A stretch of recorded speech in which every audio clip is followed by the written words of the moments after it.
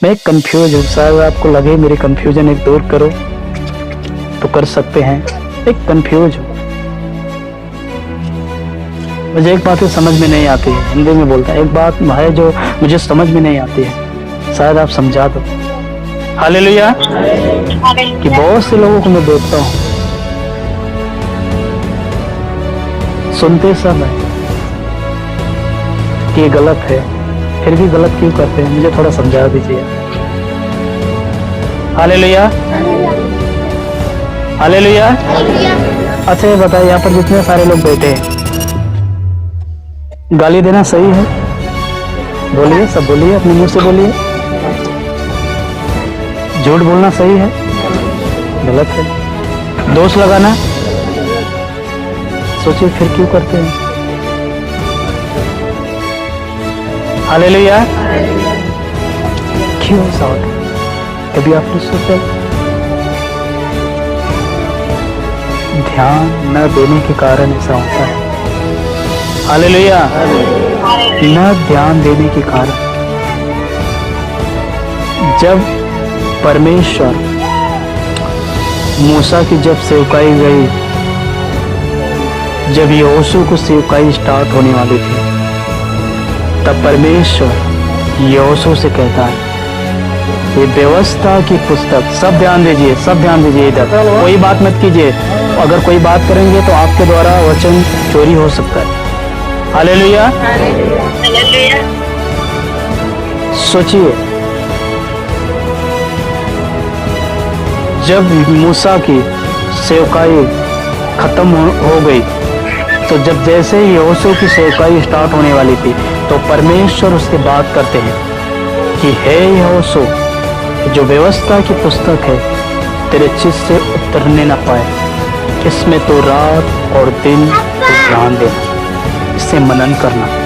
Hallelujah. आप जानते हैं कई सारे लोगों के अंदर सब क्यों?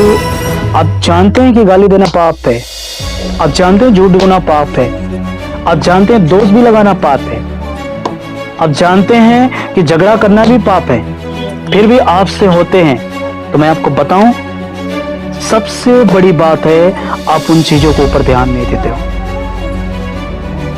ध्यान नहीं देते हो। हालेलुया। आप ध्यान नहीं देते हो। अगर आपके घर में एक बिल है, आपने देखा कि उसके अंदर सांप गया है, क्या उस बिल में जाकर आप हाथ डालेंगे? कोई ऐसा है? कोई नहीं है ना? बच्चे को तो अच्छे से पता है। हालेलुया। क्योंकि डर है कि मर जाए। आपको वैसे ही ध्यान देना है कि मुझे ये चीज नहीं करना है। हालेलुया। मुझे ये चीज नहीं करना है। हालेलुया। मुझे ये चीज नहीं करना है। प्रभु मुझे अनुग्रह दे। आपको जब भी आप देखिए, बच कैसे सकते, मैं कैसे बचता हूँ? मैं ये चीज आपके सामने प्रकट कर फिर खत्म कर दूंगा। मैं कैसे बचता हूँ? कई सारे गुनाह से, कई सारे दोष भावनाओं से, कई सारे गुस्सों से कई बार तो हो जाते हैं, मगर मैं तुरंत जाकर माफी मांगता हूँ, पश्चाताप करता हूँ।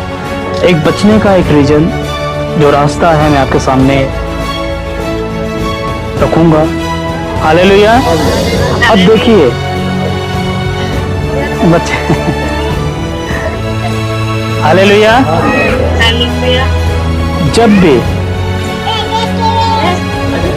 आपके ऊपर, देखिए सुनिए, जब भी आपके लिए कोई आपके ऊपर कुछ बोलता है कि ये व्यक्ति ऐसा है वैसा, आपको मालूम पड़ता है। अब सोचिए, ये बात आपके अंदर आई,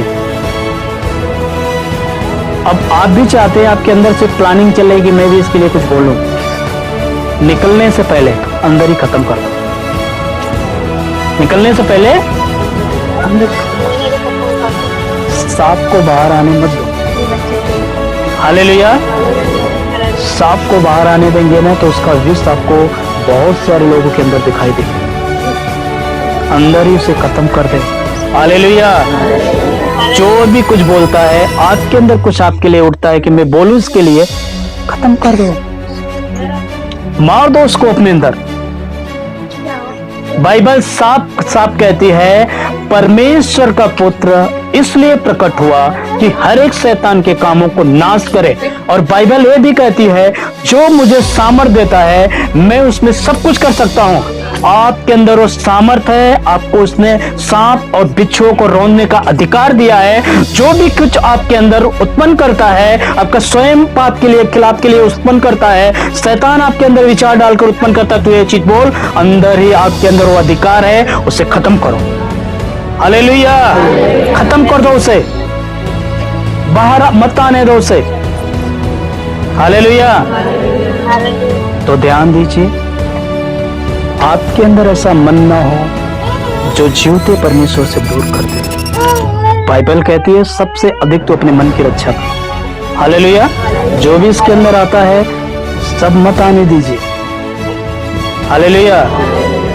और जो चीज आती है आपके अंदर ना वही चीज रिटर्न भी होती है फिर बाहर। एक चीज बाहर से अंदर आई ना, जैसे ही अंदर आई पूरा आपका चाल चलन बदल जाए। आपने देखा है, आपने देखा होगा कभी अपने जीवन में जब आप गुस्से में होते हो तो आपका चलने का रवैया, बोलने का रवैया, हाथ चलने का, पैर चलने का सब सिस्टम अलग हो जाता है।